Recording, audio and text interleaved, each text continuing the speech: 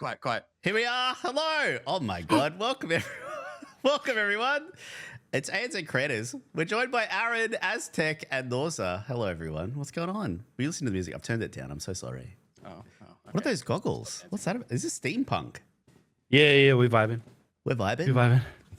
So I'm just hearing so much noises. We're vibing. Hey, well, welcome in.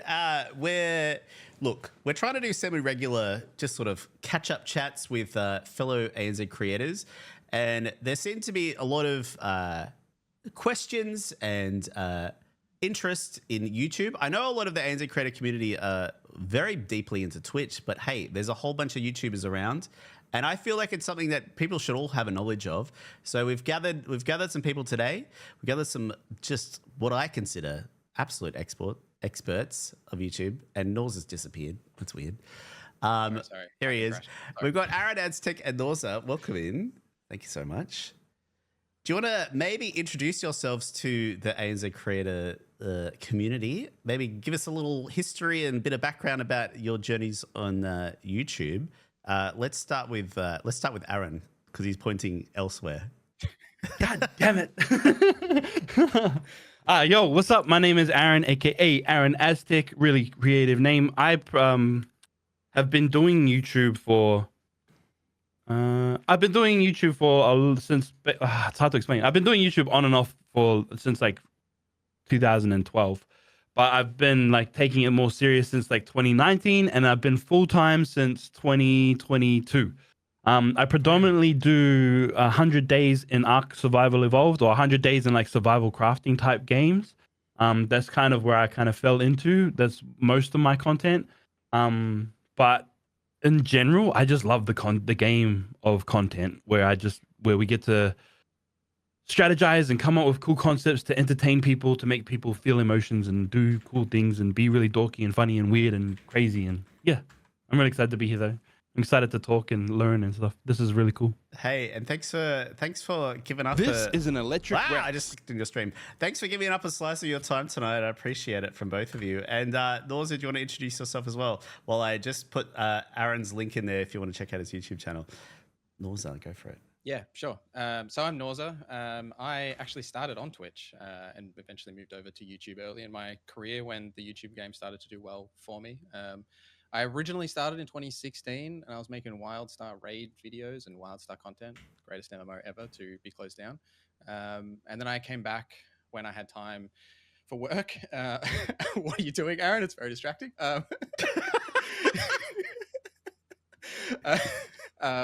Yeah, and then YouTube started to continue to grow, and I sort of found my niche with role-playing games and open world games, making guides and reviews, because I felt that a lot of the guide channels out there, they do quite a large preamble and they don't put a ton of content in like a 10-minute video or so. And I wanted to sort of fill that space and make really highly densely populated videos with a lot of information in them and just give you as much value as I can in a short amount of time. And then that's where I started. And yeah, now I'm full-time as of January last year. Yeah, that's me. Wow, 2 full-time YouTube creators. That's so, that's the dream, guys. I feel like that's what a lot of people aspire to, and you two are doing it. So I think we've got a lot of... When you see the tax bill. The tax bill. That's a whole nother topic. That's a whole nother topic that I feel like needs to be explored, but like with a tax accountant, someone that can give official advice, because I feel like, well, that's a whole nother thing. But hey, it needs to be, because our creators don't really understand, and a lot of creators have been getting caught out, especially in Australia. So that should be something we should discuss. I did see that there was like, you know how every year the tax man has some like hit list of like, these are the people we're looking at. I feel like creators was somewhere on it this year or last year, recent. But anyway, we're not talking about that today. We're talking about fun things on YouTube. So in the, I've pinned in the chat, there's a Google form for people. If you have got a question, look, we'll answer them in here as well. I'll try and keep track of them. But if you want to definitely answer, stick it in the Google form that's pinned in the chat. Also, if you want to submit a thumbnail that might want a little bit of feedback, some critique, we've got 2 experts that might give you some advice or tips to improve. I'm about to roast you. Yeah, get roasted. I actually love that. Okay. Now I guess we got to decide where we want to start. Do we want to talk generally, or do we want to like get straight into the questions? I'm trying to think. Have you got any? What should we do? I think there's a few general things that we probably cover. I think there's a lot of people. I know that you mentioned earlier that there is a lot of streamers and stuff here, but I think you'd be crazy to be like. I wanted to talk about this because I know that obviously that's a big part of the ANZ creators community. But I think you'll be crazy to be a streamer and not utilize YouTube because they're so powerful. It's such a powerful tool that if you're streaming, like there's just so many options and opportunities that are missed by not utilizing VOD content. Like, yeah, I would say in some ways streamers have a little bit more of an advantage content creation wise by not by having that advantage where we're more limited with just the one platform, if that makes sense. I feel like Aaron, you're unique because I see like you do streaming as well as YouTube. I don't know if Norza, you're purely doing YouTube content, right? So I'm curious about the strategy around doing both and how one might work with the other, perhaps. Or how you work with both. I abuse the hell out of my community. So I do 100 days videos, and when I'm doing it, I'm the one guy that backseat the hell out of me because I'm using you guys to tell me how I need to complete this challenge. Yeah, right. And that's how I just get them involved in when I'm doing it, and all I'm doing is just recording my 100 days, and then because otherwise I'll be sitting there listening to a podcast, listening to a VOD, or having some streamers up just recording. And I was like, wait, hold on. If I just went live, I can kind of maximize my having other like platforms as well. Like I don't know if people know, but I know Norza knows, but like recently I lost my channel and then it all went down and everything went to hell. So then after losing my YouTube channel, I was like, oh crap, I know I need to diversify my places and be other places for like stuff. So that's why I kind of like was like, oh, I need to double down on doing that. But yeah, I think that was interesting. That's a big part of what I do. But yeah, obviously, I wouldn't say I'm ever at all a streamer because I will stream for a week straight where I'll do like record my entire video and then 3 weeks you won't see me. I'm editing. Yeah, if I ever stream, it's very similar. So like one stream in like a month. That's I'm curious. I'm just asking my questions first to get them out of the way, because I was saying before, this is actually quite an indulgence for me because I'm deeply interested in doing some more things on YouTube. I'm actually curious. I'm assuming I'm going to get very different answers out of you. What your like? I feel like routine is like real. Like if you're a full-time content creator, routine and like having a schedule or some kind of like method to like recording, writing, research, publishing sort of stuff. I'm curious to like what your routine looks like in terms of like publishing YouTube. Does that make sense? Maybe I can start with you, Norza. Sure. I love this question. I am in another life before I started full-time content creation. I actually used to manage a workflow tool for an organization. Like I was a systems engineer and like I used to oversee a workflow tool. So workflow is really like a guilty pleasure, I suppose, and like actually like planning out like your day, your week, your month, knowing what's coming up. Like I use a tool called Notion, and I track like my tasks for the day. I track all my video ideas. They have dates listed around like roughly when they're going out. Each video has like a status, so whether it's like in writing, in production, like I'm recording footage, or it's being edited by my editor or wherever it's at. So like I'm very like I suppose discipline is a good word for it. Like in terms of the first thing that I do when I sit down in the morning is like I open that and I see like, all right, what have I got to do today? Like I'll fill out what my task list is for today, and then like I'll work through and like tick that off and like progress whatever like I'm progressing. But I think to work for yourself, especially like full time, I don't know what you think, Aaron, but I feel like you have to have a level of discipline in yourself because no one is ever going to tell you that you need to do work. It's just yourself. Like, and that's something that sounds really fun. It's like, oh, I don't have a boss, but like when you don't have a boss, you've got to do it. Like you can't be like, oh, you know, like sometimes like I love my partner. She's the best. She's the greatest, 100%. But like, you know, you can't just like walk out in the lounge sometimes when she's working. She's just like chilling, playing on her phone, you know, like not doing anything, right? Like when you're still getting paid for that, right? You're getting an hourly rate. I don't get an hourly rate. I got to put out something. So, you know, there's a really significant amount of discipline that comes from it. But yeah, what do you think, Aaron?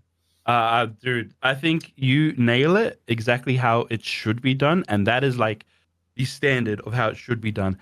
What I do is a little bit flexible.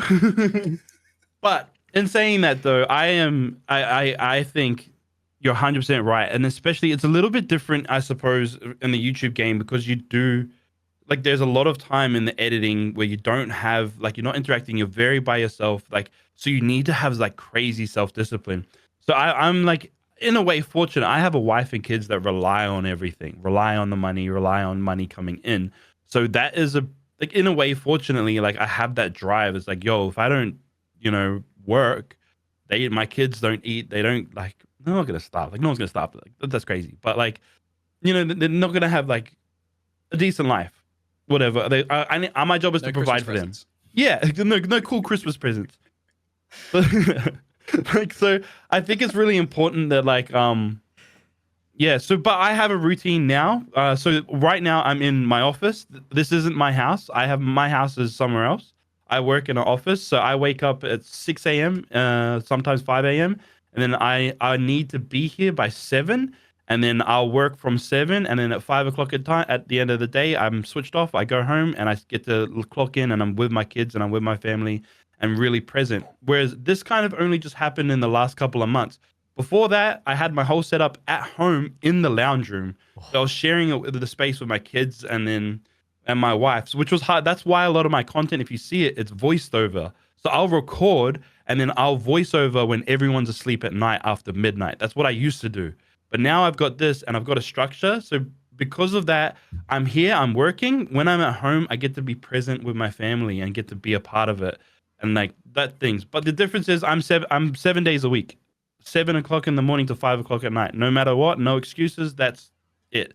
There isn't any. And then look, I've got my laptop at home, so like my wife is a bit funny about it, but like sometimes I might take the hard drive home and do a little bit of extra fun like work at home just because they're asleep.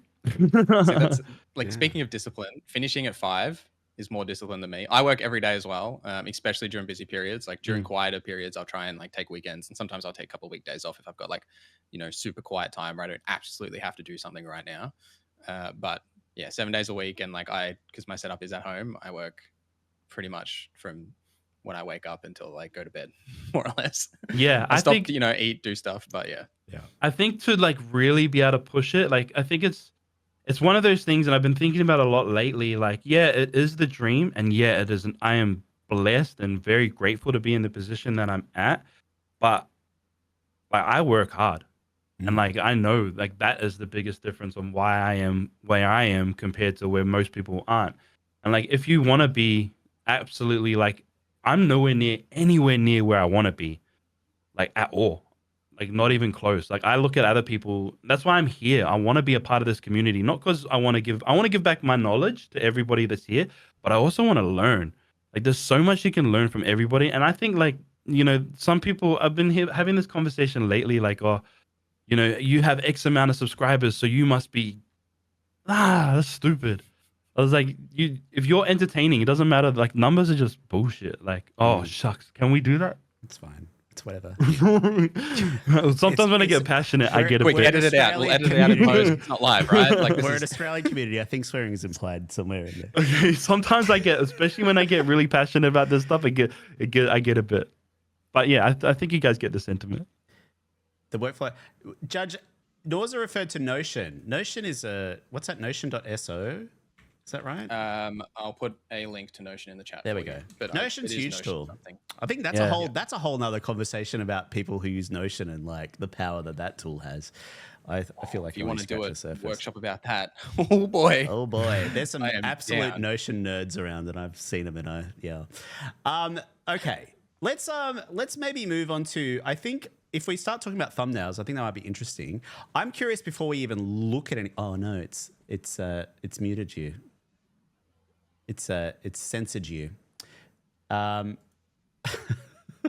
me? Because I posted a link. Yeah. Oh, my bad. Didn't work. My bad. Do you want to send it to me and I'll post it or something? I thought it was because I swore. Well, no.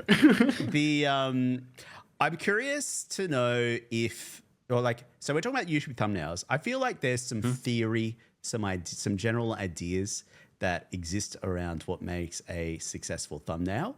And maybe I thought we might talk about what your ideas of what that might be before we start digging into some critique. Is that, what do you think? Yeah. What do you think? Yeah, What let's makes a do good thumbnail? Go, Aaron. I think there's a few kind of rules. I'm trying to think, like, there's obviously an objective side and then there's a subjective side to it too. But I think the biggest rule of thumb that I think we'll all agree on is simplicity and not over going so like cluttered. That is a big rule. And then you're this is the hard one, and it's so hard to teach because it's a little bit tricky. But with your thumbnails, you've got to purvey. Shucks, how do I explain it? Like, try and tell intrigue, but don't give it away what you're giving them, and then you're trying to create something that's clickable, but telling them what they're gonna get, but not like overselling it and then not like underselling it either. There's this really hard kind of balance. Norza? So I think a good word to think about, and what I think about a lot, because with like a lot of thumbnail advice, especially from like your YouTube channels that are all about like how to create, like, you know, basically what we're doing right now, right? With like how to make good YouTube stuff. Like the general advice is like 3 words or less. And I personally think that is BS. I'll keep it PG, unlike Aaron, but like I think it's really about bullshit. Sorry. It is. It's bullshit. It's look, my most viewed video has like, I don't know, 10 words in the thumbnail, right? Like it means nothing. What it is about is intrigue and showing that you're going to provide value to the audience or the customer, right? Like the person that's going to click on your thumbnail. Because a lot of my content's very guide driven. Like my value is less about like intrigue and like, ooh, like what could that be? Like sometimes it is, depends on the sort of video, but like it's mostly about presenting that value up front about what you're going to learn in that video. Like that's my specific thing, because mine's guide content. Like your niches and the way you think about it will be different, but like you need to think about what the video is about and like what that value is to the user, and then what that intrigue will be, for lack of a better word. So like, you know, for like if I'm making a video that's like 10 mistakes to avoid, like I'm going to put don't do this and then put a giant arrow pointing to some nonsense, and you're going to be like, ooh, what is that? So you're going to click it, right? Like that's I'm presenting the value and that intrigue in the thumbnail sort of upfront like that. I think one thing that you do, Norza, I've noticed, is that I don't love seeing in other people, and like what other people do is don't have your like title and your thumbnail the same. Here, look, let's show Norza. You see how Norza says don't. Oh wait, we're not showing that yet, right? I'm showing it now. Yeah, Norza says don't do this, but like I know people will have their exact title in their thumbnail. Mm-hmm. Well, you don't need that. Definitely don't repeat that. Do something different for sure. Go. We should look at Aaron's one too. Let's have a look. I'm sure they're very different styles, right? Very. Let's have a look. Oh. Aaron's is much cleaner than mine. Look at these. Yeah, wow. So the notes that I took, okay, let's I'm just going to recap. Simplicity, intrigue, don't give it away, clickable. Tell them what they're going to get, but don't under or oversell it. 3 words or less is bullshit, and show you provide value to the audience. That's a whole lot of good information, I think. Mark by Word says, what makes Norza's thumbnail so good? As soon as you see the thumbnail, you know it's from his channel. No one else does thumbnails like him. Stands out 100%. I feel like that's a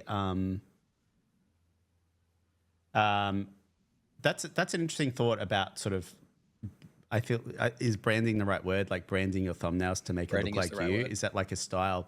Is that a decision? Do you think? Did I do Pogstream? Oh my god. Never mind. Keep going. Yeah. Do you want maybe touch on like branding of yeah, sure. So I think branding your thumbnails is a really good idea. Like in Aaron's case and thumbnails you're showing there, it's 100 days. Like that's what you would consider the branding there, and also like the blue elements. Like funnily enough, the element that I have in basically all of my thumbnails is blue and some sort of pink, which are like my branding colors. That pink will be in different parts sometimes in the thumbnail, but I always have that transparent like blue on the left-hand side.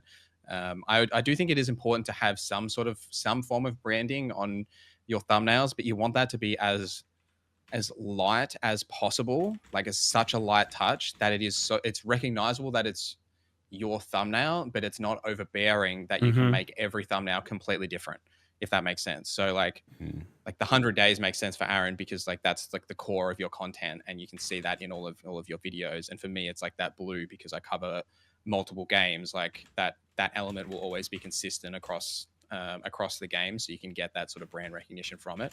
I definitely would never put like a like your logo or something in your thumbnail, or like something that's really obnoxiously like branding. Like I think your branding needs to be as like subtle as possible, like really, really quiet, where it's not even necessarily like you don't look at it and go, oh, that's branding, but like your brain recognizes that that's you, which is a subtle way of recognizing that's branding. What do you think, Aaron?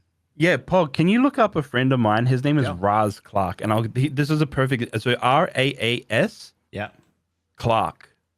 And this is a really good example of exactly what Norza was saying. If you look at his branding, when you bring it up, there we go. Sorry. Oh yeah, his branding thing is just the white top and bottom. Yeah, right. Oh, that's. This is a friend of mine, but that's so like immediately it's him. It's subtle. It's not like logo smack in your face. I think that's like what Norza was saying. That just reinforces what he was saying. That's a great example. That's really nice. For sure. I like those thumbnails. They're really clean. Yeah. And it gives that like 3D sort of effect when they're like popping out of the border and stuff. That's awesome. That's really cool. I love that style. That's cool. Fang's my thumbnail. My thumbnail guy's right here in chat. There you go. Oh, look, another expert in chat. All right. Hey, let's stop putting off critiquing. Oh yeah, people want to know about them. People want to know about them. So I'm going to bring up, you guys can, this is our first submission. This is from Peach. Let me just read the submission. So we've got some background information. What's up, Peach, homie? Peach is here. Now, I don't know if it's fair to look at it so large. I feel like when you look at thumbnails, you got to look at it like this, right? Yes, so 100%. So maybe this is a great point to bring up that website that I sent to you. Oh, okay. And I won't post it in chats in fear of being banned again. Okay. I'll read Peach's submission. Or do you want me to look at the tool first? What do you think? No, read the submission and then we can talk about that sizing thing. So Peach says, hey there, I recently started posting VODs to my YouTube just 12 days ago, and my first one did really well, though I recognize it was mostly driven by the game community interested in a first playthrough. My most recent video has also performed decently, considering it's only been up for a couple of days. I'm curious, should I continue using the same layout for VODs when posting content for other games? I've attached the thumbnail from my latest video for reference. Do you want us to answer that, or do the thumbs up thing first? Thumbs up thing? That's the name of the website. Oh, okay. Yeah. I think they're related. So okay. I'm just looking. The first thing that I thought about with this thumbnail is actually the sizing. So there's a lot of white element on the left hand side, both in the text and in like the character that's behind. And when you use like if you want to bring up that website. Yep, I'll bring it up right now. Okay. And you can even just like put in that thumbnail or any thumbnail, just like whack it in. Oh, okay. Yeah, I can do that. Let me and then just write something in title. Just write this is a cool title or whatever. Oh, is this called thumbs up? I just have it linked in the bookmarks. Yeah. All right. Oh, really? Oh, wait. Oh, hang on. Oh, I've chosen the wrong one. Hang on. One. That's fine. Just use any one that'll work. Like just here. As an example. Here we go. There you go. Oh, there you go. Cool title here. Yeah. So this website is called thumbsup.tv, which Pog will link in the chat so I don't get banned. But what this does is it will translate your thumbnail to the actual sizes that you see them on YouTube for all of the different types of YouTube. Because the thing you have to think about with YouTube is that your audience is across mobile, web browsing, TV, and that doesn't necessarily mean they're all viewing it at the same size either, right? Like you could have a massive 75-inch TV and the thumbnail is going to be huge, or you could have people that are viewing it on a tiny little, TV. You can hold your phone this close to your face too, I guess. Exactly, right? That's true as well. That's what I do at about 1 o'clock in the night. Yeah. So if you look at there's a good example, right? If you look at the watch later list option there, that's really sort of small. You can't actually read what that text says. I can kind of read what the NIKKE is, but that's because it's like this is obviously blown up on my screen anyway. But the text underneath it, it's like completely ineligible. And so I think like either changing the color of that to like a yellow or something like maybe a blue, because you've got blue elements for the hair behind with the character, but just blowing that up a bit more, because you got to think about that, you know, people are viewing this on different screens, and it's a really easy trap to get into with thumbnail creating, is that you're looking at it full screen on your monitor creating this thing, and no one else is going to view it at that exact same ratio and size as you. Like the first thing I do when I like make my thumbnail is like I scroll all the way out and make it as small as possible and see if I can still read what the text says. So I never knew how to do that. I used to send it to myself on Facebook Messenger and look at it on my phone. I love that. That's all I used to send it. I'd be like, all right, how do I look on my phone? I'll send it to myself on Facebook Messenger and have a look. Like, all right, sweet. Yeah. Any Yeah. It might be a personal thing, but I don't like the hard mode being like on an angle with the rest of the text being straight. That's just like a little thing. Like I don't think it's a huge thing, but I think it's just, it creates inconsistency in like the user experience as you're reading it, because if you're looking at like, where are my eyes drawn to on the thumbnail? Like first, like for me, it's drawn to the NIKKE, and then after that, it's drawn to the hard mode, but it makes it harder to read because it's like crooked. Like I think the first playthrough thing underneath, like I would personally ditch that and put like Nike, I don't know how you say that, whatever that word is, put that like nice, big and bold, and then the hard mode like underneath it as like the sort of the intrigue, like hook thing for it. Yeah, I would say on this particular one too, I don't love that there's 3 different fonts, and then there's technically 4 when whatever's under Nikki is like, I don't know what this says regardless. Yeah. But then it's obviously different font sized. Yeah, I don't think that that's probably necessary. I think hard mode, like if I was to do the hard mode, I would have whacked it in a big fat red just to be like, oh, yo, this is like, you're stepping it up. But I've watched one of your streams playing this game, Peach, as well. So I would also probably, like, we all know what this game's about. I'd probably lean into what it's about a bit more, if you know what I mean. There's a lot of winking happening right now. It's a bit lewd. I don't know what he means. The game's a little... Someone does. Peach knows. Okay. I'd probably lean into that because it makes it, look, you just do what it's good at, what the game's about. You know, lean into that, and it makes it a little bit clickable. Yeah, you know? Is there a lot of skin in this game? Is that a little bit of a lot of skin and a lot of good physics. Hey, here's a question. Is there terms of service with YouTube thumbnails? Yeah, but if you were to do like, if you were to just play the like, yeah, like it's common sense terms of service. It's the same as your videos. It's no difference, right? Like if you're going to put a big old titty in there, you probably don't. But it's going to be the same as like the thing with YouTube these days is that you can essentially put whatever you like in there. But if you are if you're breaching that initial like TOS, you can still, video will still be live. It just like won't be shown to anyone. Yeah, right. So there is like a sub genre of YouTube, which is a rabbit hole to fall down if you get bored one day. But yeah, so you can still do the same stuff. Like skin is fine. Like, and I totally agree with Aaron that sometimes if the opportunity arises, you might want to lean into it. But yeah, same sort of thing as your typical TOS on YouTube. Okay. All right, Peach, is that good feedback for you? Have we got anything else? I think that's huge, by the way, Peach. 150 subs in 12 days is nuts. That's nuts. Woo! That's huge. That's so cool. Okay. Awesome. Hey, look, I've got a few in a row, so let's do a few in a row while we're in the mode. The next one is I'm putting it in that same tool so we can do it again. Love it. This one's from the Xbox Cowboy.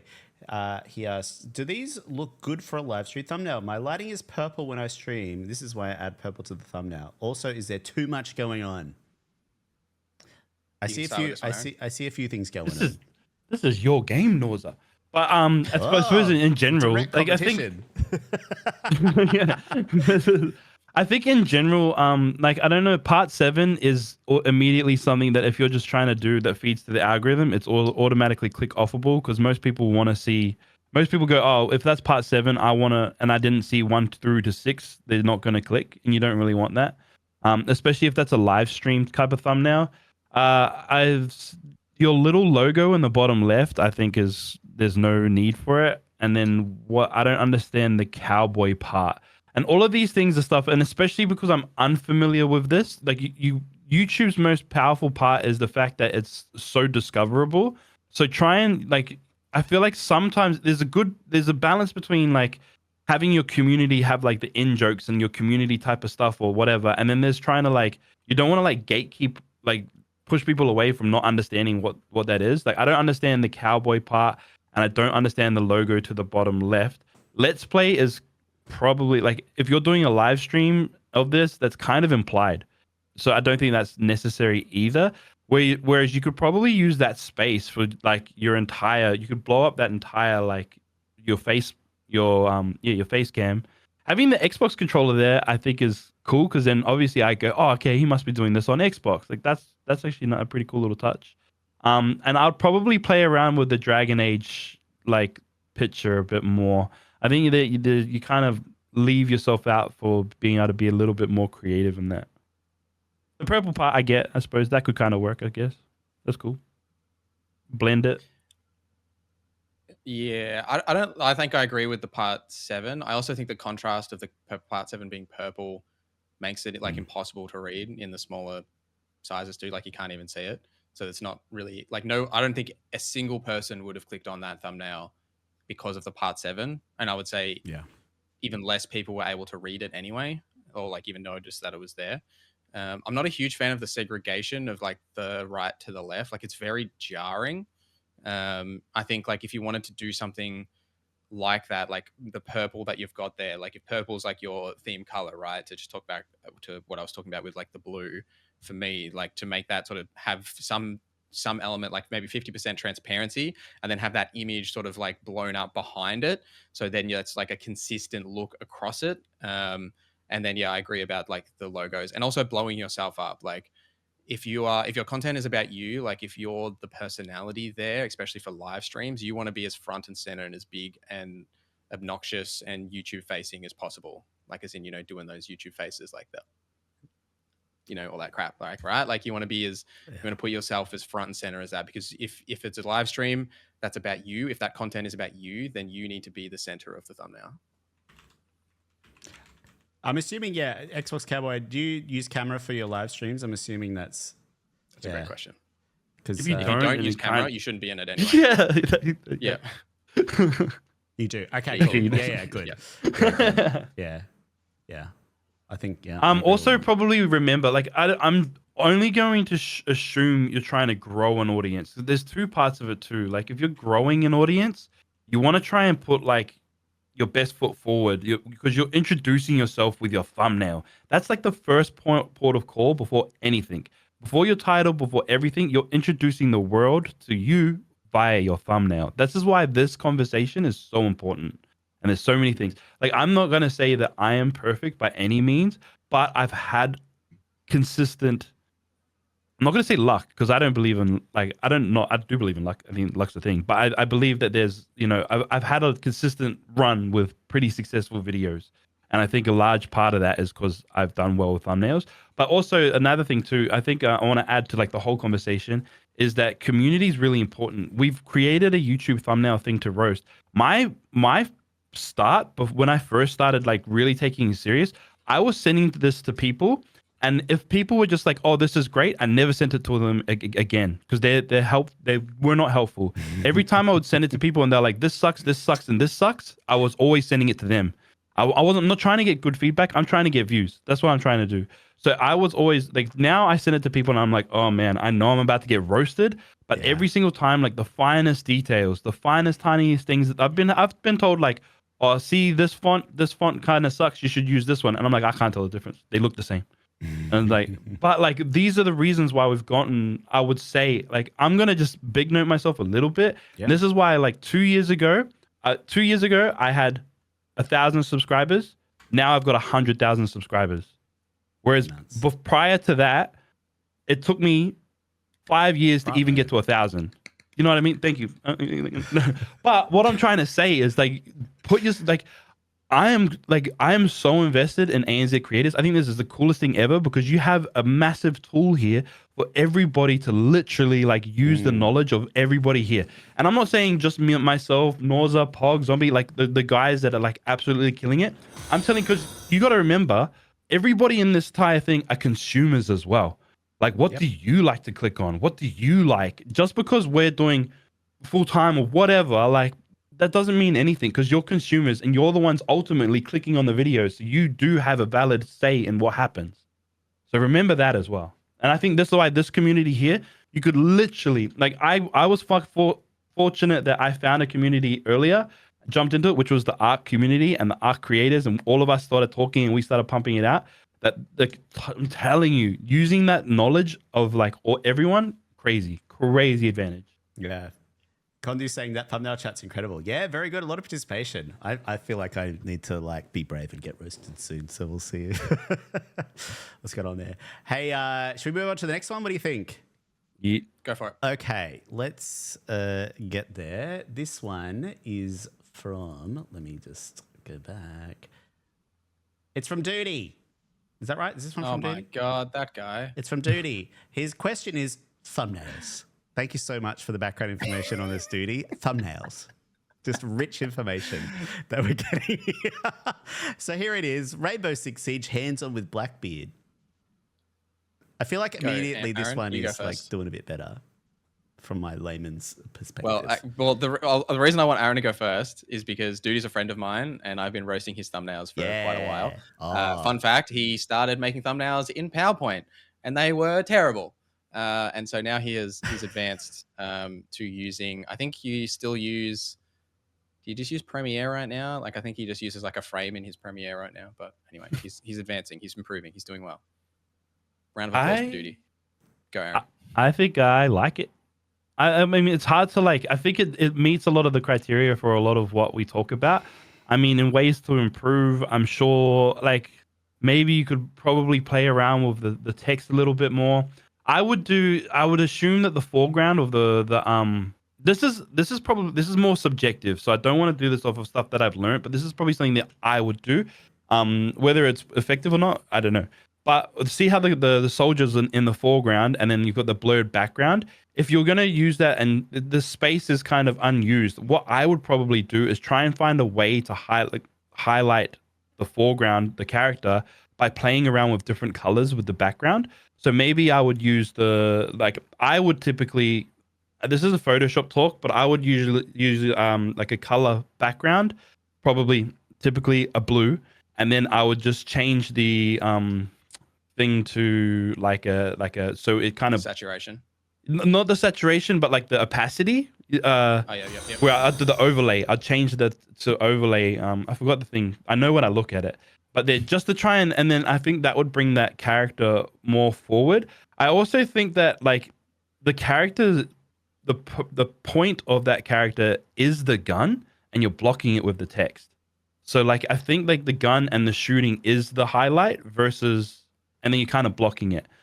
In terms of framing and everything, I think it's framed pretty well. I actually quite like it. I agree in the framing. My main feedback was about the character as well. Like I would crank the exposure on the character a little bit, like or like a GIMP is the tool that I use a lot for like thumbnail creation. They have like this way that you can just increase the black level, and it'll like turn that up with a little bit of saturation. It's called like shadow and highlights. I don't know what the Photoshop term is or whatever tool anyone else uses, but essentially like crank the exposure and then that saturation a tiny bit to compensate for like the higher like white level, just to make it pop a little bit more. And I think that I do agree that like the gun is the important part, and cranking that a little bit as well. But you can see like when we're talking about how the text displays, like if you scroll down, you look at the smaller variations of the thumbnail, you can still read that text very clearly, and that's the core part of it for sure. Hey, camera raw field filter. I think it's hard thing because a lot of us use different programs. Yeah. Absolutely, yeah. I think another like again like subtle thing that's like maybe like an advanced tip is that like whatever your title was going to be, like hands-on with Blackbeard, like for Rainbow Six Siege, whatever, is like a relatively solid title. Like you could maybe change that and make that maybe like a little bit more like intrigue, something to do with the He's character. Do you know what I crazy, mean? Like, or like he's open. Yeah, let me or let something me like second that. on that, because I think Yeah. that goes back to my point earlier where you kind of close it off, because I have no idea what that means. But I enjoy watching some Rainbow Six Siege videos. But that would close me out because I'm like, I don't know what the hell this is. Is it One Piece? Like, I'm keen if it was a One Piece Rainbow Six Siege thing. Should be like I think you Pirates could of the probably. Caribbean. Yeah. You could do like clicky things like nerf this guy, or I don't know, something. Yeah. You know. I like that. Um, You should be running this. Damn. Look, I've got a creative brain. I just haven't applied it to YouTube yet, and I'm trying to learn. This is my learning experience today. Let me let me cook. Yeah, and Gruwage also mentioned another similar Photoshop tool. There's lots out there. A lot of people do stuff with Canva as well. That's a whole. Yeah, people that use Canva is crazy. Yeah. That's just, the stuff that people can come up with. Or like, I'll call them like the simpler programs, and the magic people come up with. I was like, I don't know how you did that. That's cool. Hey, I thought we might just swing while we're still looking. I think there's a couple more that I've seen submitted. Maybe now's the time to talk about A/B testing and how to maybe utilize that function. I don't know if it's probably not even that old. I think it came out maybe 6 months ago or so. Maybe that's when did it? No, see, it came out with Norza. When did you get it? Did you get early? No, I got it at the start of this year at some point. I can't remember exactly when, but it was like early this year. I wasn't in that first group. Okay, I think I was the same group because I got it just before everybody got it, like just before. Yeah, I would have been in that group. Yeah. Yeah. Is this a tool that both of you use? Yeah, but I'm a little bit in two minds about it at the moment. Me too. Yeah, go Norza. I'm still. I think the tool is a really cool feature, and I do think there is a lot of benefit in using it. However, I personally have seen a direct correlation in the amount of impressions I get when I have an A/B test running, and that translating into views. So let's say, for example, right, like if I just put out a video and like, let's say the video is going to go out overnight, like most of my videos do, and I've set up like an A/B testing where there could be 2 thumbnails or it could be 3. And I guess as well, if you don't know what A/B testing is, just to explain it, YouTube has this function now when you go to select your thumbnails, you can select, it's called test and compare, and you can select that and put in up to 3 thumbnails, and they could be as vastly different as possible. They should be as vastly different as possible. And then YouTube will run tests and show, say like 100 impressions will get shown thumbnail A, 100 impressions will get shown thumbnail B, 100 impressions get thrown thumbnail C, and then it'll translate that into like, it doesn't give you the click-through rate or like the how many impressions were shown for each thumbnail, which I absolutely hate. I think that is the worst thing. What it will tell you is the watch time based on the thumbnail, because YouTube is all about watch time, which is a separate thing. But what I have found is that if I have a A/B test running, my total impressions for that period of time, like that I would typically say, because I launch my videos at 2 a.m. Australian time and I wake up at like 7. And so like, yeah, the perfect time. That's when you should launch your videos. Anyway. There's a question about that later, yeah, so we'll retouch on that. Yep. Yeah, we'll talk about that when we get there. But yeah, so like, let's say that during that time, right, I might typically get like 10,000 impressions. If I have an A/B test running, that could be anywhere from like 2,000 to 5,000 to 8,000. I never feel like it is the right amount of impressions. It always feels so low. And as soon as I end that A/B testing, regardless of which thumbnail, yes, exactly. Regardless of which thumbnail I pick, it could be literally the worst one. I've tried it. Like YouTube could be like, oh no, this is the thumbnail that's like performing best. I'm like, well, I'm going to click this one. And as soon as I do that, the impressions just skyrocket. Like it doesn't make sense. However, on old videos that are only getting a few impressions here and there and like that have been out for ages, you absolutely should be A/B testing those thumbnails. They are the ones that you should run it on, because for one, it forces YouTube to give them more impressions because there is that function running. And two, if that thumbnail is stale and a user that is like one of your viewers has already seen that video and you change that thumbnail and they forget that they watched the video and they watch it again, that's another free view right there, baby. All right. Anyway, rant over. Go, Aaron. Tell me what you think. Conspiracy theory, and I feel like someone should put that to the test. Should gather some data. I back that sentiment. They're exactly the same. And I upload a little bit less frequently than Norza does, so hearing that confirms a lot of my own theories. So like, yeah, I've had the same thing. But I mucked around with a different experiment where I did do 2 different versions where I did do vastly different and then I did vastly basically the same, where I changed the text of the color text, but you know what I mean. Like a or different fonts and stuff, or even different placements of where I'd put the 100 days, or like I would have like a dinosaur with its mouth open or closed, and I'd do and then I found like I'm just saying that's the the difference test. between and Dude, the dinosaur version.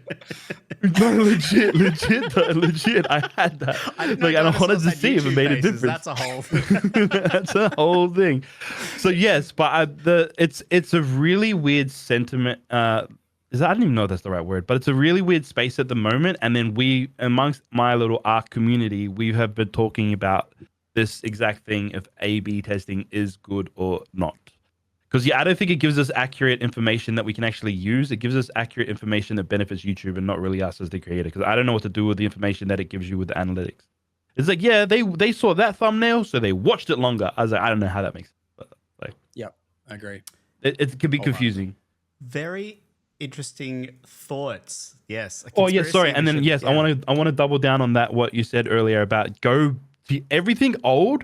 You'll be crazy. Like, this is the beauty of YouTube. I still have videos from 2 years ago that are getting 1,000 views a week.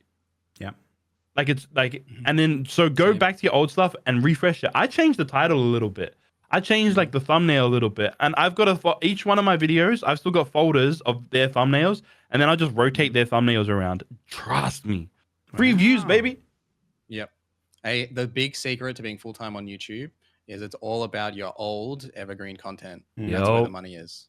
Like, legit. And you're saying like changing thumbnails and titles and stuff periodically gives a little something. Yep. Absolutely.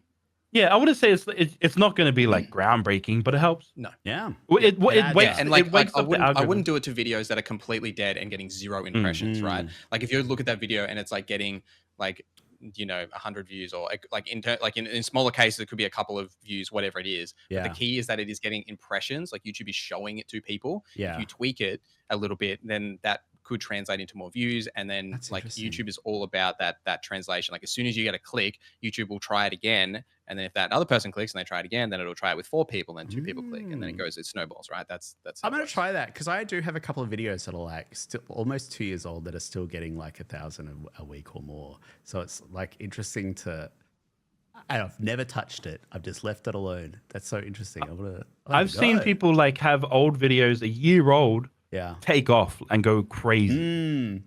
Oh, that's a whole nother thing. Zombies, and a fellow ANZ creator, he has a short that did nothing for like a year, and then it got, I don't know, 10 million views or something. I don't know what happened. Very strange. All right. Here, let's go to the next one. Let's go to the next thing. I'll share this tab. All right, let me read the background. This one's from Adman, who I believe is in chat. I saw him here. He's saying this is his first proper YouTube video for conventions since Mad Men Anime Fest ended. I had no idea what I was doing, but I've always been bad with making good thumbnails. Stop talking bad. This is the number 1 rule. We got to implement this in ANZ. We talked about that. That was last, with Jem. Stop it. Enough. No negative words. You're great. You're banned. I instantly found the file for my PAX video. I wanted to go simple but show my favorite thing, which was the Shark PC. All right. Oh, wait. I should scroll down here so we've got a proper look here. Thoughts? I guess I went first last time. Let me, let me just look at the video too. Or maybe that's not. Yeah, go for it. So if the shark was your favorite thing, it should be significantly bigger and more prominent. Like, I would put an arrow to it or something. Arrows increase thumbnail click-through rate by 27%. That's 100% a fact. Red arrow. Yep. Yellow. I'm a fan of the yellow arrow. Arrow is my love, a yellow arrow. Yep. I think that the thumbnail needs more, but also more cohesion. So like the PAX 24 is very large and there's like nothing behind it. And then the shark kind of like blends in there. Like, I would make the shark significantly bigger and like basically give it its entire side of the thumbnail to itself, because like if that's your key thing, you want to be like, boom, look at the shark, right? And then move the logo off somewhere. Like, I think in this case, like logos are fine, and you definitely want it because it is about PAX 24. It makes sense that you would want to have it, but I would definitely have some sort of a backing image behind that, right? And like, using Duty's example that we just had, like how he had whatever that image was, but it was significantly blurred in the background to make that foreground of the character and the, like the text and stuff pop.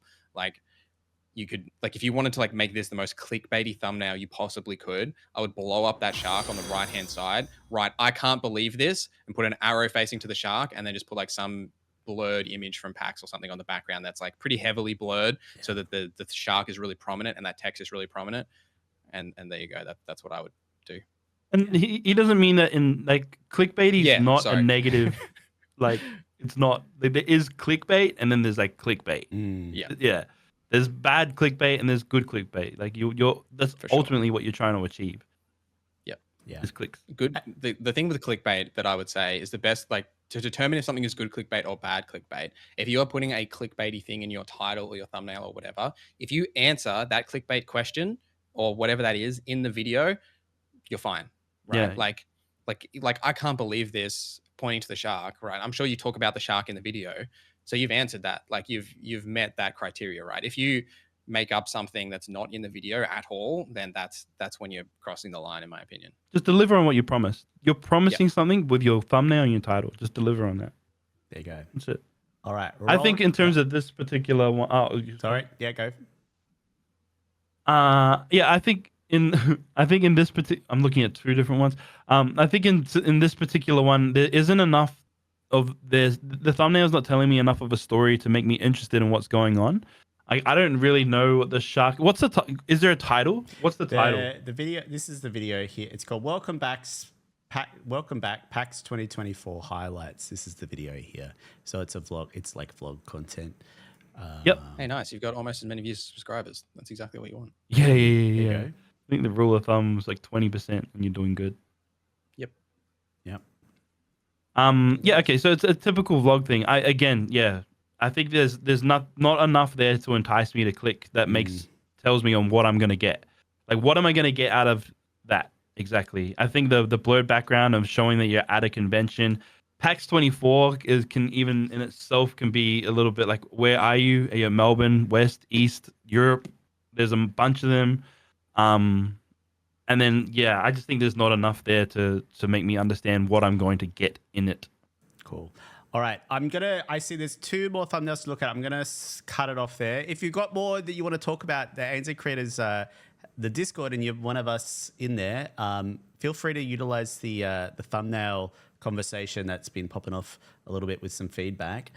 Here's the next one from Mr. Ducks. Oh, Mr. Ducks. I remember him. The only context I have to add is the reason... why it's very straightforward is because I mainly do news content. I find people prefer way more simple thumbnails. And the thumbnails done okay. I'm sitting around 55 views right now. Plus it took me 10 minutes to make. Oh, can you not see it? Sorry. This one, there you go. Plus it took 10 minutes to make. Please roast me. There we go. This is from Mr. Ducks 3. Go, Aaron. What's the title? I don't know. Do you not? I think there's not enough in the thumbnail to tell me what I'm going to get. More studios closing. I guess it's like a social commentary about all these companies going down. I think this is kind of one of those ones, and I think this is probably a general answer for a lot of people. Is look at what you're trying to produce, what is doing well, and don't copy, but like draw inspiration from what's doing well in the same kind of field, like. Whatever that is, especially when you're starting out. And then once you do that enough times, you'll develop your own style afterwards. I think that's probably a good general thing. This particular thumbnail is, obviously I'm a little bit, I am savvy to what's happened with Concord. Never heard of Firework or Neon Koi. Interesting. We've lost your camera, but anyway, yep. Oh my shucks, sorry that happened. It's my... That's all right. Should fix. I think I just think to me, if I'm just being brutally honest, it looks super basic. And you could definitely be a little bit more creative, and the black is, you could have done any other color bar black and it would have popped more. Yeah, it's a hard one. There you go. So it's really interesting that you say you don't know what Firewalk or Neon Koi is, because I do, and they are the studio names of the studios that PlayStation closed. Now, I would be the target audience for that because I know what that is. However, you do want to hit a wider audience than the people that already know the answer to what you're doing, right? So me, as someone that knows that, because like I am just a sucker for industry news, like I gobble that shit up like it's like, you know, the most delicious food you've ever had. Love it. I'm always about the industry news. Like I'm foot on the gas. Like I'm always interested in that stuff. So I would technically be your target audience here, but because I already know that Firewalk and Neon Koi closed and you've got them in the thumbnail, that removes my interest because I already know that they've closed. Now, from Aaron's perspective, who doesn't know what that is, he's not interested in it because you don't know what that means, if that makes sense. So I think that there's two audiences here, which you need to figure out the way to either hook one of us and figure out which one of us is your target audience. Is it me, who knows everything about this and I should be chasing your opinion? Or is it Aaron, who doesn't know the answer and is looking for that news or that information, right? I think that it's a good example of finding what your audience is and then targeting that thumbnail to that. If you were, say, just to give an example, right? If you were targeting to someone like Aaron, Concord is a much more known label than Firewalk and Neon Koi, especially Neon Koi, who never released a game and was making a mobile game that no one's ever heard of. So that's going to mean nothing to anyone, right? So blowing up that Concord and maybe using an image from like the game or the characters in like a big way that's much clearer, and then maybe changing it from more studios closing to make it a bit more of a like a question or something like more studios closing kind of sounds like a question, but like there's no question mark or something at the end there. Like I think creating that intrigue around you know, is this the end, question mark, whatever, right? Like whatever that is, but like framing it, if you're looking for that casual audience, framing it as a way of a question and creating, like in this case, the intrigue or the that hook would be some sort of panic, right, about PlayStation. Like, is this it for PlayStation? Question mark, right? Something like that, right? That's the hook, because you're creating that sort of fear in that casual user that knows what PlayStation is, probably has a rough idea around what happened with Concord because it was so big, and then they're going to click on that, right? If you're looking for the other side, like me, for example, like you know, someone who already knows about Firewalk and Neon Koi, I think in that case, you could potentially have their studio logos in the thumbnail, but I wouldn't make it as big and centered as they are here. Like you've sort of got those three elements separate. Like I think you could maybe frame it more. I would frame it more around what it means for the industry rather than what it means for PlayStation. If you're looking for more of the hardcore audience, right? Because the casual audience, everyone knows what PlayStation is and makes sense, right? But from an industry perspective, for someone like me that knows everything about the industry, like I'd want to potentially, you could then try and look at something of comparing it to, say, I mean, it's not that I condone console wars, but like linking it to Xbox in an interesting way and figuring out that connection there, because Xbox has just bought a bunch of studios, just like PlayStation did. Who knows if they're going to be around when they release a game that fails, right? We've already seen them close studios that have failed because they released a single game. Okay, so there is an intrigue there for the hardcore as well that you could potentially play around with. But yeah, I think the key thing here is to figure out who your audience is for this thumbnail. And then a lot of the feedback that we gave to the other thumbnail that had the black behind as well, like about putting some sort of an image there, creating some sort of a foreground, like a pop compared to like a background. Like black just doesn't look very cozy. I would say it can be very jarring. Especially on a white, like if you toggle off dark mode. I mean, everyone should use dark mode anyway. If you don't, you're crazy. But it's very it's very black, and it's not. It's drawing your attention in a bad way rather than a good way, if that makes sense. Okay. I think you could also do you could do the popular like Concord, and then you could do something else. But then, do you guys know what a mosaic? Well, you guys probably do, but the mosaic blur, it's a pixelated blur, and then use that as the intrigue for something else. Which studios? Who's next? Yeah, exactly. Yeah. Who's next? That's great. You put a little band like sort of symbol above something that's blurred out or something like that to communicate that. Yeah, that's good. Love it. Here's our last one. I'm very conscious of your time, so I'm just we're gonna try and. Hey, I've got nothing on tonight. So Okay.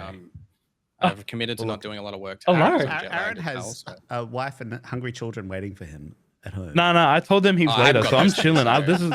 I was like, yo, I'm locked in. I could do this all. We good. I'm thoroughly enjoying this conversation. It's really good.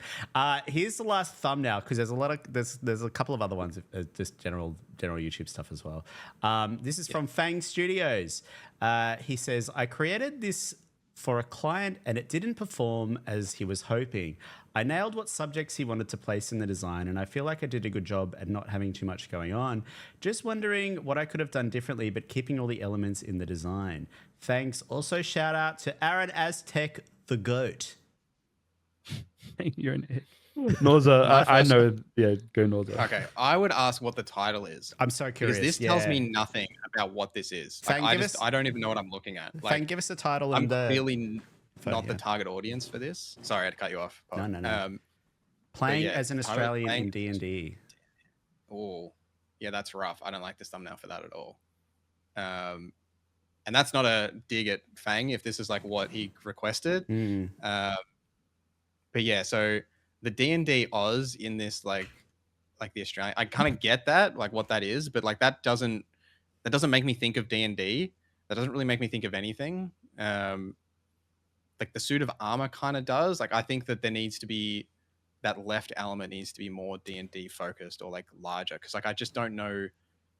D&D is like I don't know the what you think, D20, Aaron, right? like, That's like the dice. That's what it. Yeah, like even a simple thing would be to turn that kangaroo into a dice, like you suggested, and then maybe make that bigger so it kind of reads as like D&D. Because there's nothing like I can't tell that that's D&D at all. Like if you tell me it is, I'm like, oh yeah, he's in a suit of armor and it says D&D Oz over there. Again, it's pretty small. Like if you look at the sidebar version of it, it is very small and you can't read that, especially the black on look at this one. It makes it quite difficult to read. It doesn't pop in any particular way. Yeah. It's such a shame though. Like this, like my background is graphic design, and I look at that and go, "That's beautiful. That is a beautiful image." I wanna touch on that exactly. Yeah. What you were saying. So one thing that a lot of people get mixed up with is good art doesn't make a great thumbnail. No. And people go, "Oh wow, that is so well done." Because I know this thumbnail, and the only thing that's actually a photo is from the neck up. Everything else is like brought together, which is artistically really pretty cool, but it doesn't mean it's gonna make an effective thumbnail. That's why this is hard. If good art was like makes good thumbnails, like there'd be so many other like great. But it does sound to me like it's not actually communicating the thing well enough to make it clickable or get someone to understand what that is. And I guess for is the audience non-Australians? Is that, or is it Australians? I don't know if that makes a difference, or because I think as an Australian looking at that, you can identify Aussie things, but like non-Australians might not be able to identify that other than like a kangaroo, maybe. I don't know. I'm not sure. What are you talking about? You don't know what VB is? No, see, they'd see a Foster's. You don't see something like that. Yeah. You know? Don't even. Yeah. Great point. Foster's is our international beer, that's for sure. I've never had it. You can't get it here. Neither. I don't like beer. Anyway, hard-earned thirst. Yeah, VB. That's great. Foster's is Crown Lager here. I don't know if that's true. I've had a Foster's and it was absolute disgusting, yuck, bad. Anyway, any final thoughts? I feel like, I don't know. Have we given it the I think it's just about making it more. I'm also readable. happy, like you said, you've got the other questions. Like I'm in no rush to go. Okay. Like my partner's not going to be home for like another hour and a half, so Right. I got plenty of party time, baby. Let's go. Oh my god! All right. Well, let's go back to the Let's go back to the other questions. Here we go. When doing group or collaboration videos, is there any tricks to incorporating other people's styles or images, or in a way that doesn't look forced? Yeah, don't force it. Just be natural. Or depending on the video, don't do it. If it's like a collaboration video, doesn't necessarily mean that you need to put them in the thumbnail unless they're involved in that intrigue or the value proposition, right? It's often better to stick to your own style and flair, because your audience will know what that is, rather than trying to, like Aaron said, like force someone else's stuff in there, right? Like, you know, to give a recent example that I did an interview with the Fallout 76 developers recently, and I didn't put either of the developers in the thumbnail at all. It's literally a picture of the ghoul from Fallout TV show, and that video performed. It obviously didn't explode because that wasn't the target audience, right? It's a very niche, like hardcore, like audience that video is targeting, and it hit that audience for the exact numbers that I thought it was going to do, right? But like, I didn't put John Rush and Bill Lacoste, who are both fantastic people, in the thumbnail because, to be honest, nobody knows who they are or what they look like. But it would also be forcing it, like Aaron said, into that, right? I stuck to Fallout because that was the main brand of the video. So yeah. You got to realize too, on YouTube and especially in content creation, and this is one thing that was really like hard for me to really get my head around. People really don't give up. They don't care. So you need to understand, like they are like those people. What are amazing to us need to be more amazing to the people that are actually receiving whatever you're packaging. That's actually such a good lesson. Yeah, people don't know. People don't care. I always pretend my theory with in terms of like design, which I think it has some crossover. It's always I always thought of the user as being drunk, and they're scrolling, they're not reading too closely, they're just like that. And I feel like if you think of the user doing that sort of stuff, it helps maybe simplify or your thinking a little bit. But yeah, all right. I think we covered that question. Let's see what's next. Oh no, we've done that. All right, I know you guys are interested in this one. What time would be the best to upload videos? I'm never sure what time works best for me and end up uploading vids at a variety of times, and I'm not sure if it made much of a difference. I went first last time. I think the biggest important part of that is to understand your audience first and your target audience. For people, most of us here are gamers, so a big part of our audience is in America. That's where we're trying to aim for most of the time. So when we're doing that, I always try, my time is Sunday 2 a.m. has always been around my best times, because that's usually like Saturday morning for America. That being said, these days, like the algorithm works in a way that it's not super important. Unless your video is like one of those hot topic relevant things, then get it out as soon as you can. Like if you're trying to approach on a topic that's super, like if you're trying to jump on like this gaming company just shut down, and you're waiting for, because next Saturday, and this is a Monday, and you're waiting until Saturday because that's usually the best time, you're too late. Yeah, literally get it out as soon as you can. So you need to understand there's a few things to it. There's the rule of thumbs, like, so someone like me that is like, I do more the entertainment 100 days type of content. I have a little bit of flexibility to go, okay, no, Saturday is going to be my best time because I know so for example, my videos are 2 hours long typically. So I want people to be able to sit back, relax, watch my videos thoroughly. So I know that Saturday is when most people have the free time, and Sunday. Whereas if you're doing like, I would say even for like Norza, and I know he'll speak for himself, but like if he's doing like a guide on something like when Dragon Veil just, what's it called? That's the mobile game. When Dragon Age just came out, like you want to try to hit those things as quick as possible. If you're doing anything that's like fresh, you want to hit it as quick as possible. Dragon Veil. But you know what I mean? Like I think it's the answer to your question is really, you need to know your audience before we can have an accurate answer to that.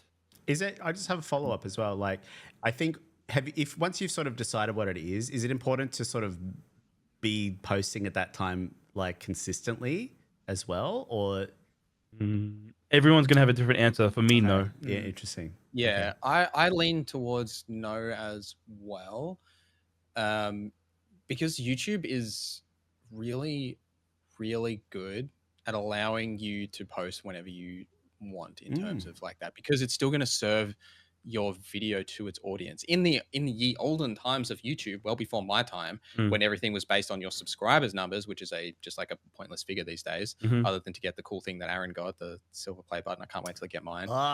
Don't you do it. Yeah. One day I'll get one. Bro, it's coming, bro. You'll like minutes Soon. away from getting it. Yeah.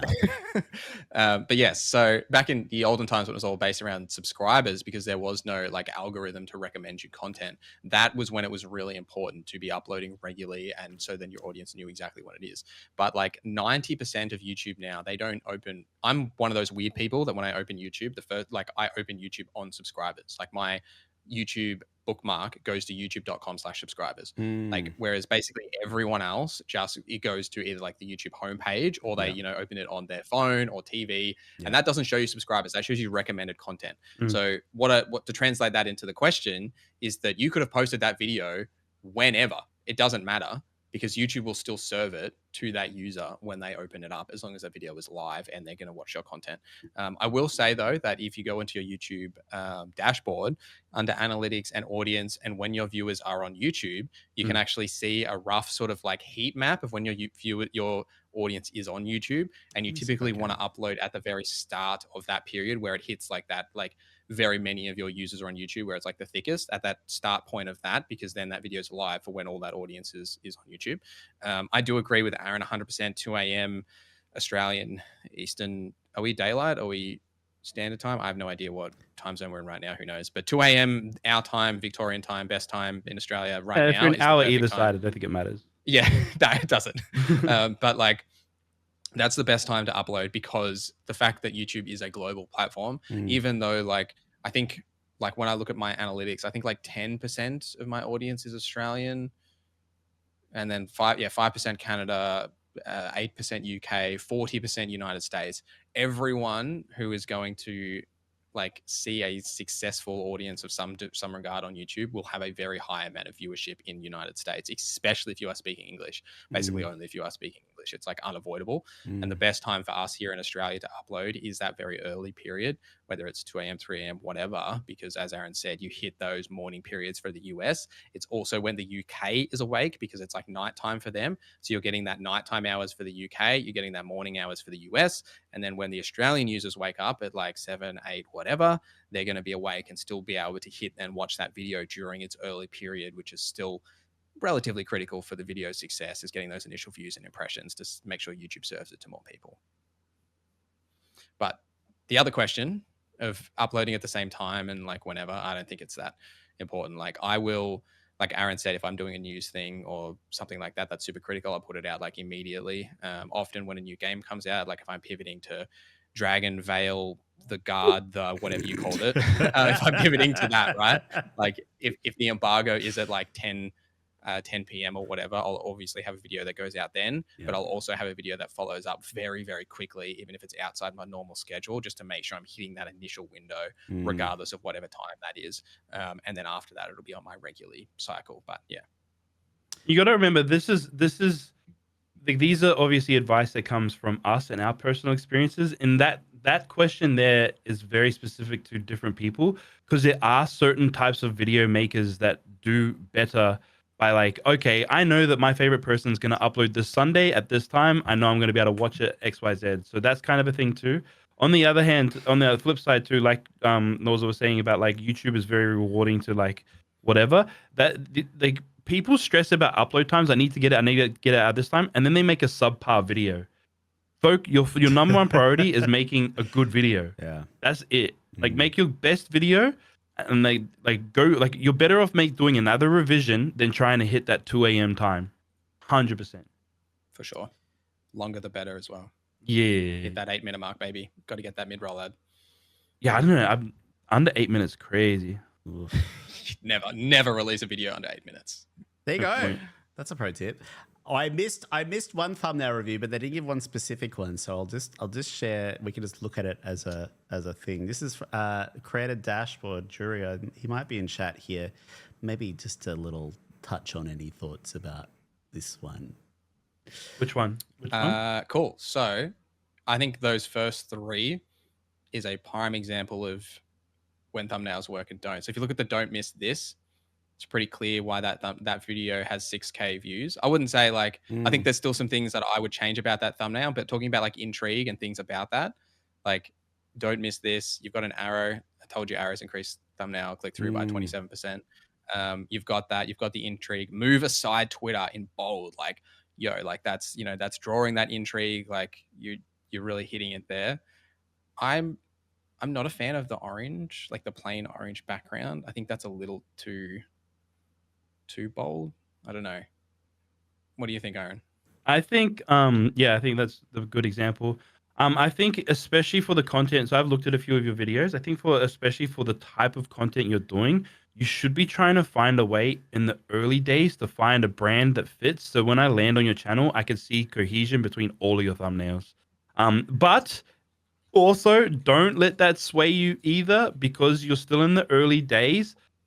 Experiment until you find out what that is as well. But once you find out what that is, double down on that. So like I want to click on your page and then I know can you look up quickly Colin and Samir? Because they do kind of similar. Samir. Yeah. Yeah. And then just their page, like they have that kind of consistency through their videos that that's kind of their branding. And it's simple. Their thumbnails, they hit.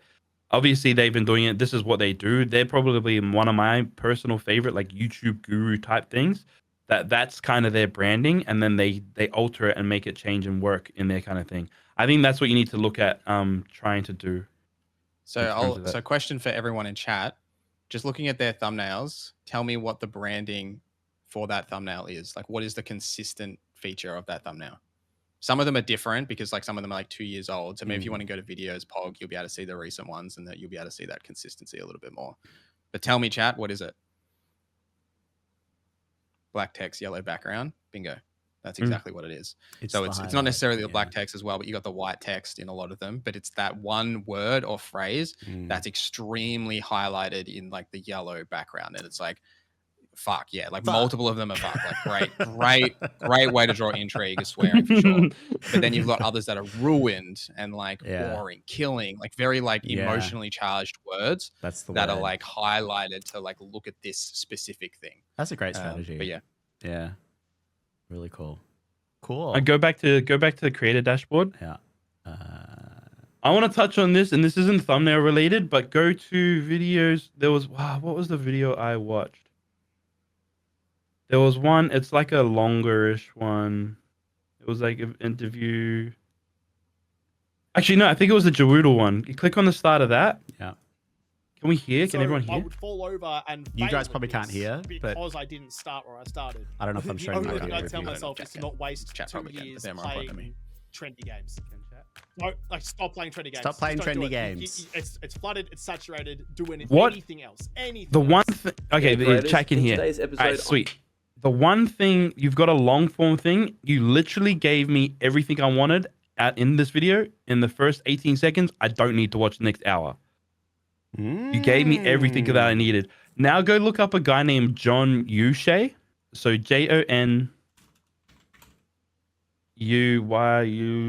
forget why. Yeah, Uche. Yeah.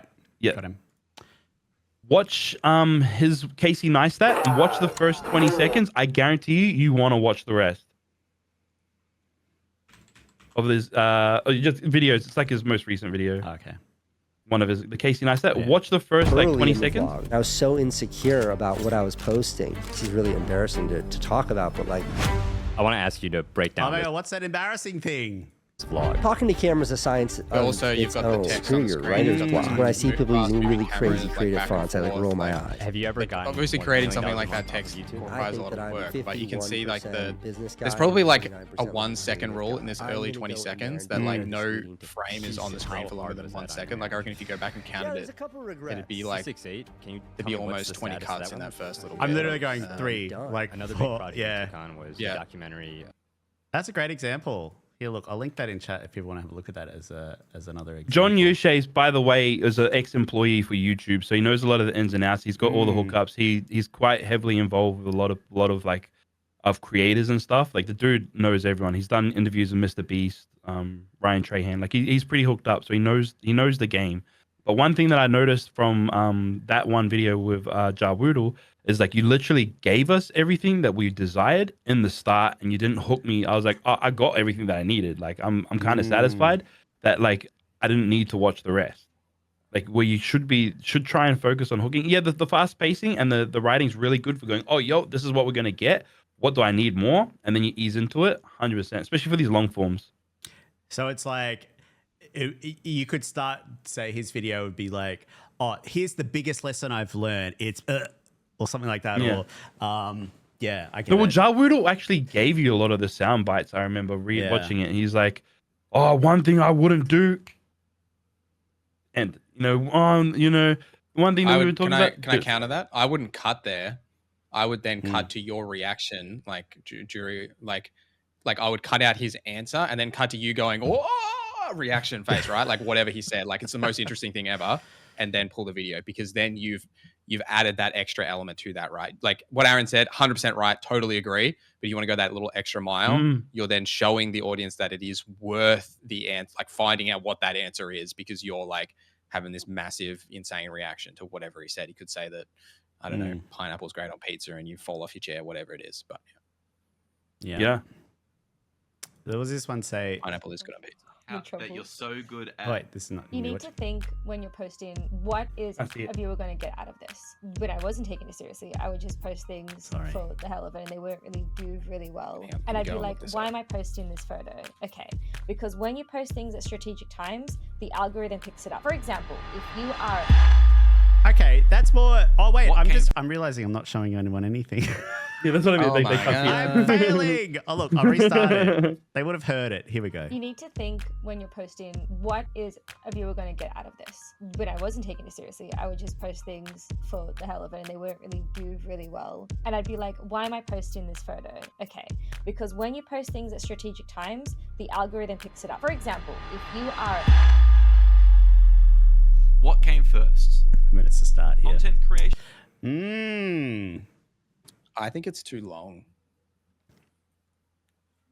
I think you've picked the right thing, but I think it's too long. Like, because she kind of, totally no offense to the creator or anything, I think it's a fantastic answer. But if we're just specifically talking about an intro hook, nothing to do with the quality of her answer, I think that intro hook is a little too long. Like, I think that there's like one section in there when she says something about how she feel like, hang on, when she says something about it being embarrassed or like feeling utilize like, sound effects too. Yes. But yeah, I think like just that sort of section, like I think that is more intrigue in that intro for sure. I just think it's a little too long if we're getting like really pedantic about stuff. Yeah. Cool. There you go. There's some things to think about. Jury. Okay. I'm very conscious of time now. I think. Oh, okay. There was one thing that popped up in our pre-conversation was a new feature that YouTube has just come out with is around thumbnails for YouTube shorts. Thoughts of you. Thoughts on shorts. Opinions. Yep. If anyone in chat wants to just like ask a question, pose a question, you guys. We've got probably a little bit of time. The shorts. YouTube now has the option, not on the web browser, which I think is awful, but in the YouTube mobile app, not in the YouTube Studio app, for whatever reason, you can now actually put thumbnails on or select a thumbnail for your shorts. What I have been doing is putting the first frame of the video as the thumbnail, because then I don't have to re-edit it without it for TikTok, because TikTok still doesn't have the option to like upload a custom thumbnail. So then I can just like have that first frame as like both, and like no one ever sees that first frame. And so that's what I've been doing. And I have personally found that there is definitely some sort of a correlation between having a thumbnail on YouTube Shorts, because even though most of the views do come from the shorts feed, which they're not going to see the short, because my content is a lot of like guide driven stuff, I have found that my shorts do actually get views from like recommended or from like just YouTube search and that sort of thing.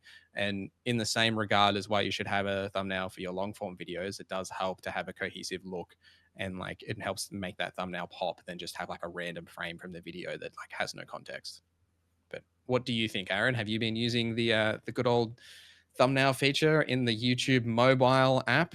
Yes, Yeah, I have. So, on my second channel, I've been dabbling in quite a bit of shorts content, this general type of gaming kind of talk and stuff. And then on that one, I only kind of recently found out, I suppose it is only a new feature about the thumbnail thing. So I haven't really been focusing too much on it. I just kind of just been making my face really big on it. That's all I've been doing currently. I haven't really put too much into it, but I think once they really roll it out properly and stuff, it'll be a really good product. I don't know if it's super important now because it's very, very algorithms swipey thing, but I think especially for like guide stuff, because I know that for me, if I've been looking at recipes, like cooking recipes lately, and I'm more likely to go into search. I want to learn how to cook apricot chicken. I'm more likely to click on a short because I don't want to watch 9 minutes on how to cook apricot chicken if someone could teach me in a minute. And if that thumbnail and if that kind of thing is a little bit more inviting, then I'm going to watch that. So I think that's definitely important. It's weird that you can only do that on your phone. And there's a little bit insider knowledge from, I think there's a few insider things though. Did you go to Changer? Yeah. No, North? Yes, I did. Yeah, same. Are we allowed so just looking at the Aaron Aztec second channel, since you started, so I'll go through the five. What's it called? 5 thumbnails before you started blowing up your face: 1K, 5K, 952, 689. This is an electric wreck. And then the most recent 5, 2.4, 12, 16, 15. And the most recent is 5.1. Oh no, not that one. That's not this one. No, that's just my trash channel. That's a blue background. This one. Yeah. Yo, what's goody? We are out here. So you can see like there's a clear correlation in that, right? That's a pretty good set of data where you could be like, there's a consistent sort of look to those top 6. Is that 5? 1, 2, 3, 4, 5. 5. And they've all overall like averaged more views than the other ones. I also, in those videos, it's a little bit, those are my 5 that I've been really experimenting with high edited, super hooky content too, where the other stuff was just like playing around. But definitely blowing out those are where I was really implementing strategy, where the other videos I was kind of just throwing some stuff out there. Yeah, right. Nothing wrong with throwing stuff out there. No. But that's a good strategy of just having that thumbnail image in the first frame of your, is it literally just one frame?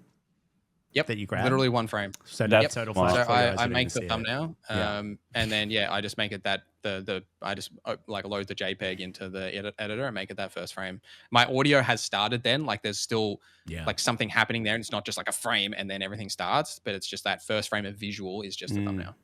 I've looked at people, I'm like, how'd they do that? No, I know. Okay, wasn't that the old, like the very, very old YouTube strat of like having the middle frame or something to be the thumbnail thing? Yeah, it's kind of that, right? Yep. Okay. Hey, look, let's start to wind it up. I'm curious before you mentioned some. We don't have to look at my head any longer. You mentioned some insider knowledge. Are you here? I'll get it off the screen. Anything you're allowed to share or that you feel like sharing? And then I might follow it up with, I think this is a good question to maybe end it. Oh, we got some cat content. We love that.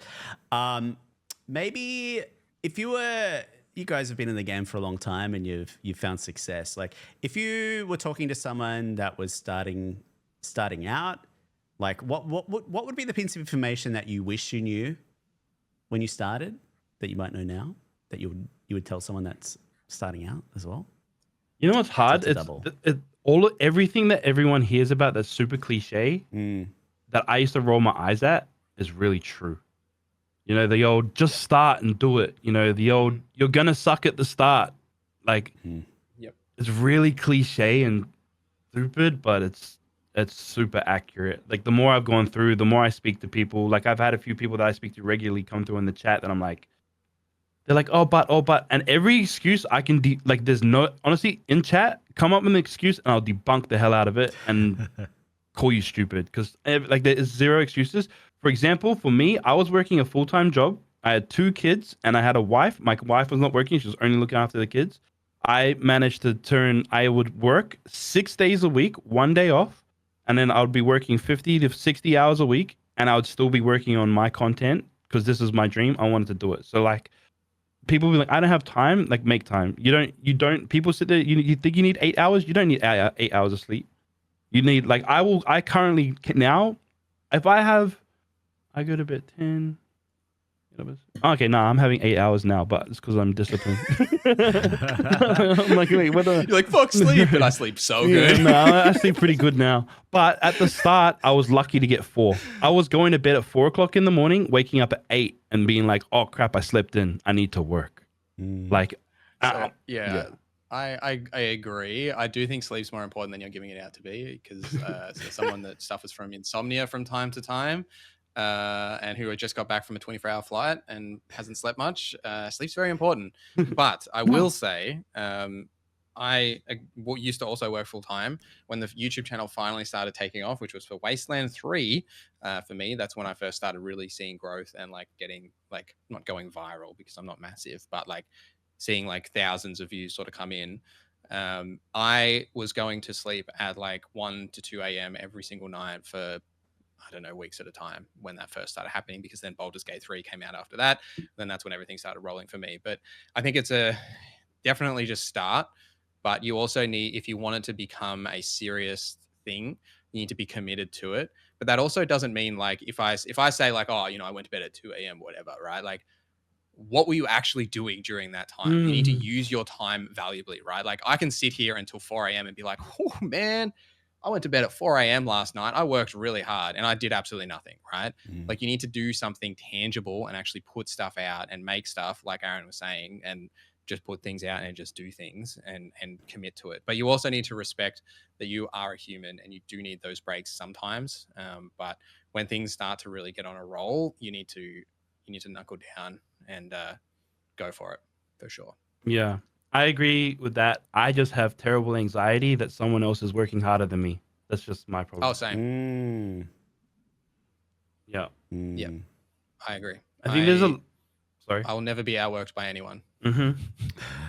I'm brutally competitive, and I just don't want to lose. Yeah, right. I like winning more than I like losing. Then I hate losing.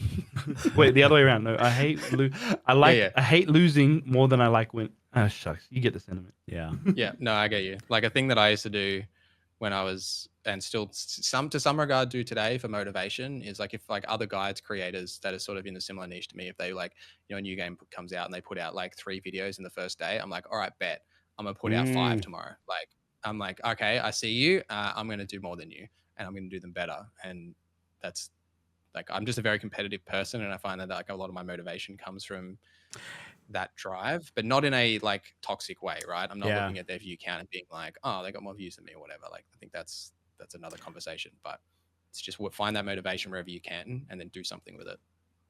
So also to back up on the next kind of subject thing that we wanted some insider knowledge. So just to give you guys a little bit of background, me and Norza are both signed to a company called ANZ Creators. So that's why we're quite familiar. And they were lucky enough to hook us up to go to a it's exclusive, I think. Yeah, an exclusive event held by YouTube. So him in Melbourne. Did you go to Melbourne one? You said the Melbourne one. Yeah, and I went to the Sydney one. I'm not, and basically it's like, so for example, the people that came to my one, I had like Veritasium was there. I don't know if you know, like some really, really big guns. I had the lady from she runs Bounce Patrol. She came to ours. I think she was at Melbourne as well. Yeah, she was. Yep. It was a pretty big deal, but some of the insider knowledge that I think you guys could probably get value out of is one thing that should be common sense that I don't think people talk about is this algorithm doesn't favor the algorithm. It favors 2 things. One, that YouTube will always tell you is the audience, is like the viewer. Like they're not favoring the creator because they want eyes on videos. So whatever you create needs to suit whatever you're doing, if that kind of makes sense. So they're always favoring the viewer. The second part that was like implied, but like nobody officially can say, is YouTube's a business that's all about the cha-chink. So if you can think about ways to help their business succeed, you also succeed. How many people are here, and is this going to be voted or not? Yeah, we'll vote it. If you like. Unless we don't have to. We don't have to. Not this part. I can't say the next part. Okay. But look, speaking of the money thing, like that's what I mean by 8 minutes for videos, right? Because that's when you can put mid-rolls in your videos. And also the longer watch time you have on videos, the more time people spend on YouTube, the more YouTube will want to show that video to other people. Yeah. Because YouTube is all about keeping people on the platform. If like if your videos, like things that people don't think about is that YouTube tracks everything you do. Like everything. If you click on a link in a description, if you even read the comments, like literally read the comments, don't comment, just scroll down to the comments. YouTube knows you've done that, right? Whoa. That's a form of engagement. Like same as if you have chapters in your video and you've clicked on the chapters, same as if you've started watching the video and you've just like watched the end. Like I had someone tell me that like, oh, like, you know, they want to support me, but like they don't have the time to watch all of my videos. So they like watch the start and they click to the end. And I was like, no, just don't watch my video. Like that's bad. That is bad engagement because it's not, that's lowering my watch time. Right. And like watch time is so critical to like people actually being engaged on the platform and YouTube wanting to show that video to other people.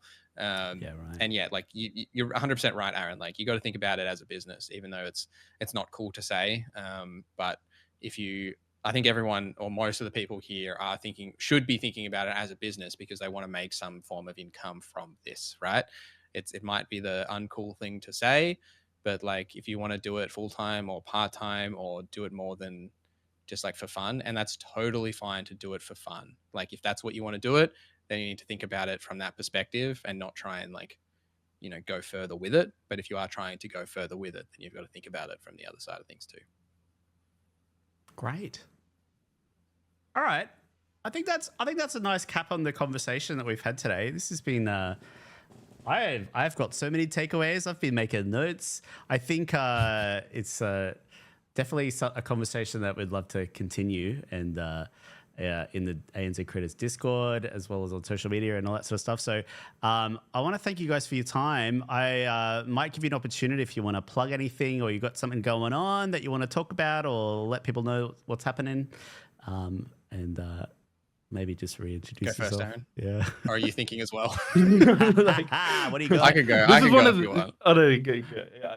All right. So I just joined Blue Sky today. So go and follow me on Blue Sky. Second, I'm working on a cool thing for Fallout, which I was just in London for. That's coming out I'm not sure I can say when that's coming out.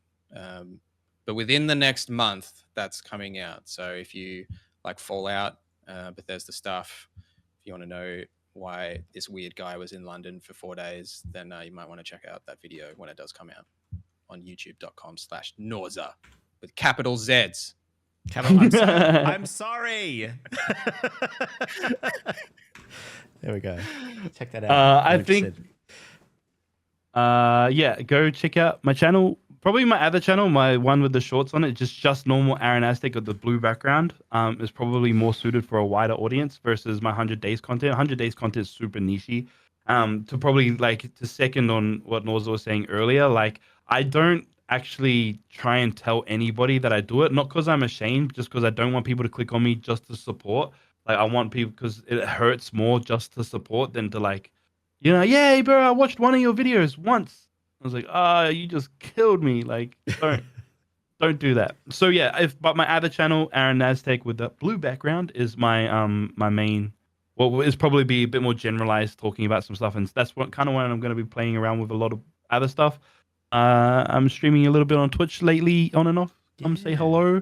But I do want to reinforce what I said earlier and use what you have around you. And this ANZ Creators Discord is crazy, full of information and full of people with all the answers that you could need. You know, you've got like people that work behind the scenes, like for example, Fid, I know personally works in like artist management, creative management and like brands and stuff.